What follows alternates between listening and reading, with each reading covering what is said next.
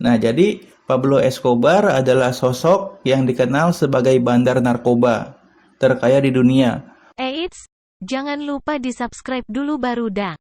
1, 2, 3, oke selamat menonton. Oke, Assalamualaikum warahmatullahi wabarakatuh. Jadi kembali lagi lah di channel ini.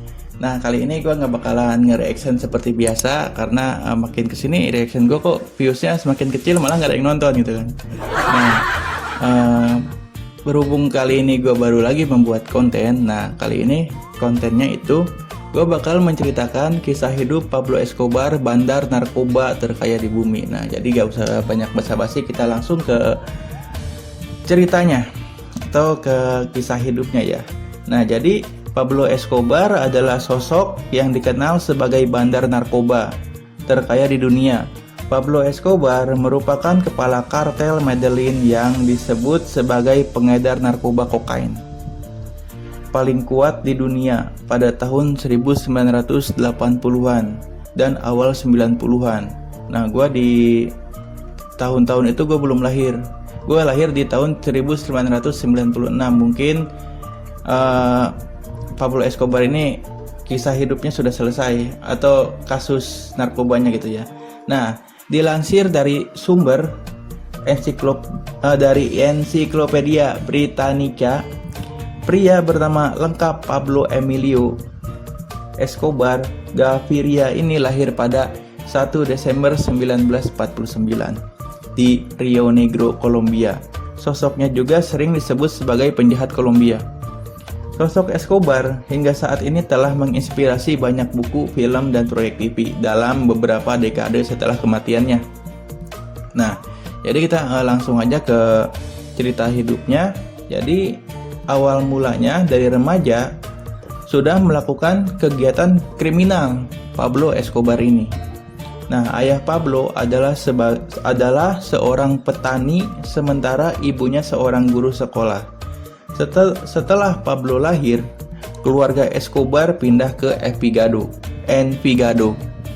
Kolombia, tepatnya di pinggiran kota Medellin. Nah, apakah penonton udah ada yang pernah ke main atau liburan ke kota Medellin? Komen aja di bawah ya. Nah, saat masih remaja, Pablo memulai kehidupan kriminal, tuh kan. Awalnya kegiatan ilegal yang dilakukan seperti menjual ijazah palsu, menyelundupkan peralatan stereo. Mungkin peralatan stereo itu seperti sound system atau bagaimana. Nah, bagi yang tahu, komen aja di komentar di bawah sini ya.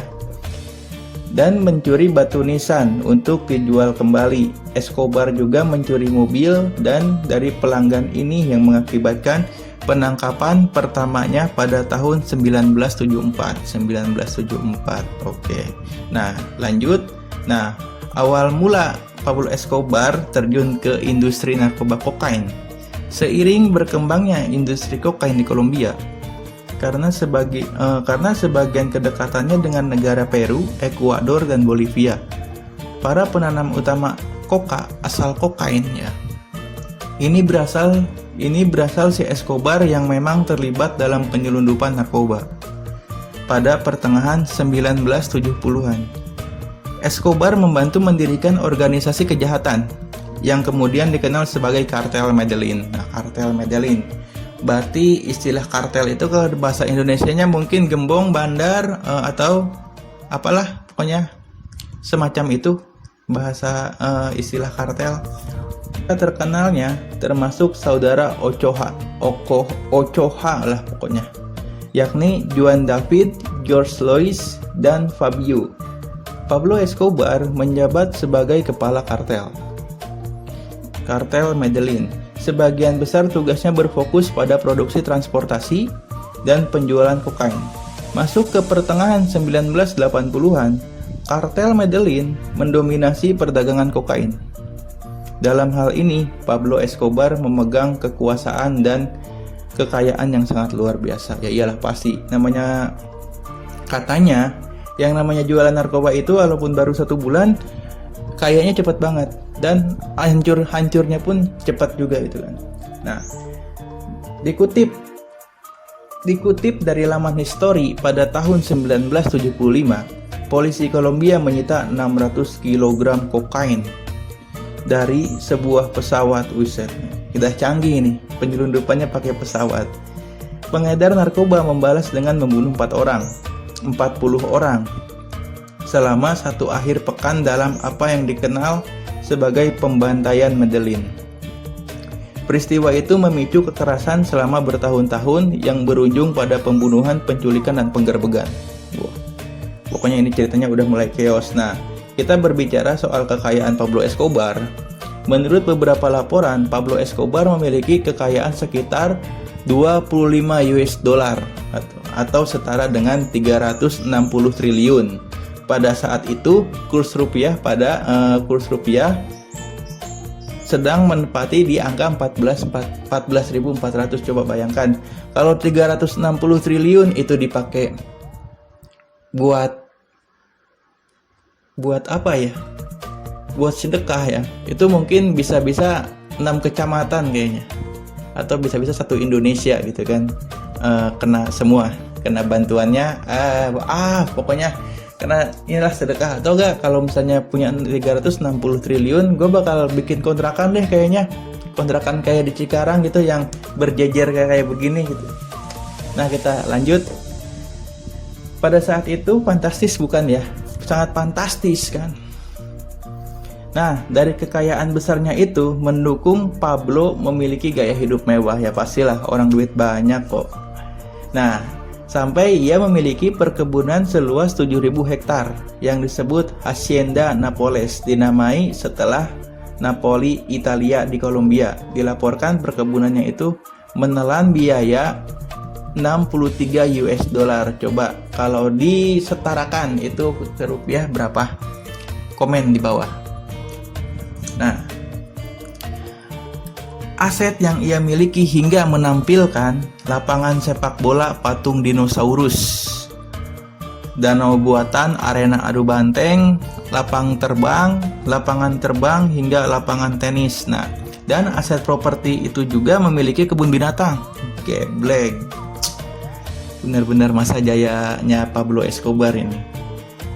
Nah, memiliki kebun binatang yang menampung jerapah, kuda Nil, dan unta, diantaranya hewan lainnya mungkin seperti singa. Banyak kayaknya ya. Nah, si Pablo Escobar ini dikenal sebagai sosok dermawan. Walaupun dikenal sebagai sosok bandar narkoba yang kaya raya, ternyata Pablo Escobar sering mendanai sebagai proyek untuk membantu orang miskin. Tuh.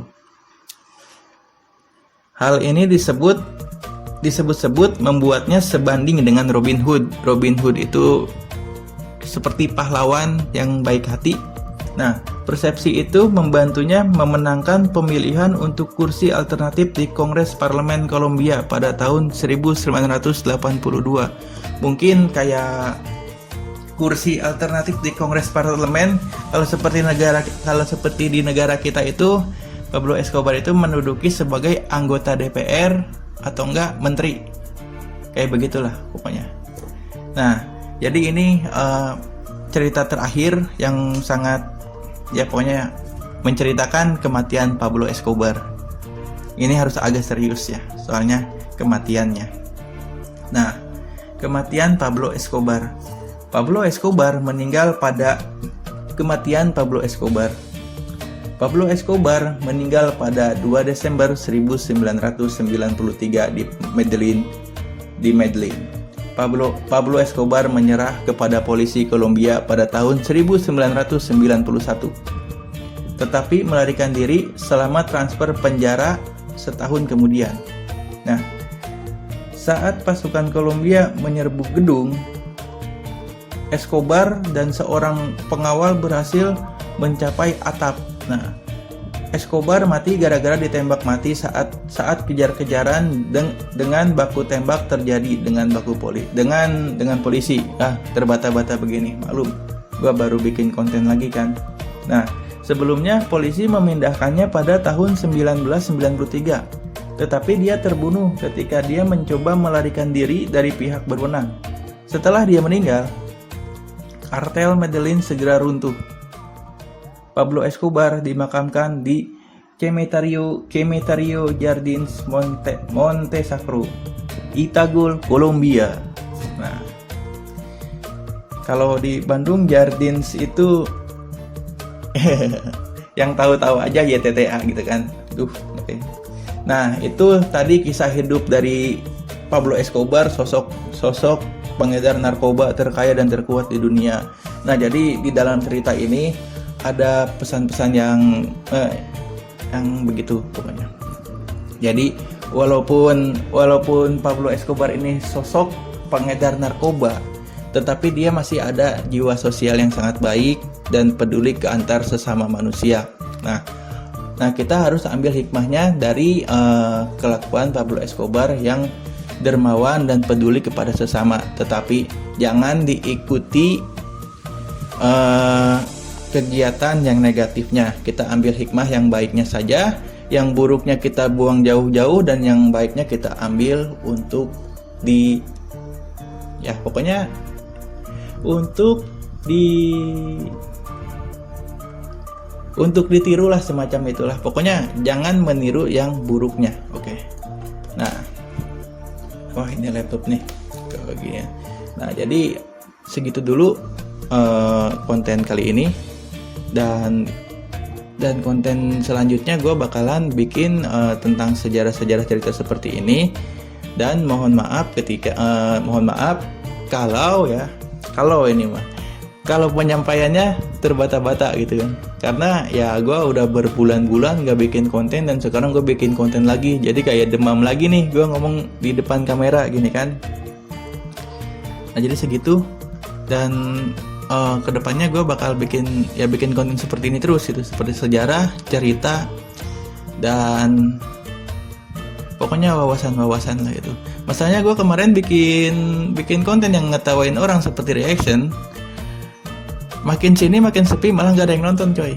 Nah, dan kemarin gue masih dalam berduka karena paman gue yang gue hormati, gue sayangi gitu ya, meninggal coy. Jadi wabillahi wa taufiq hidayah. Wassalamualaikum warahmatullahi wabarakatuh. Bye bye.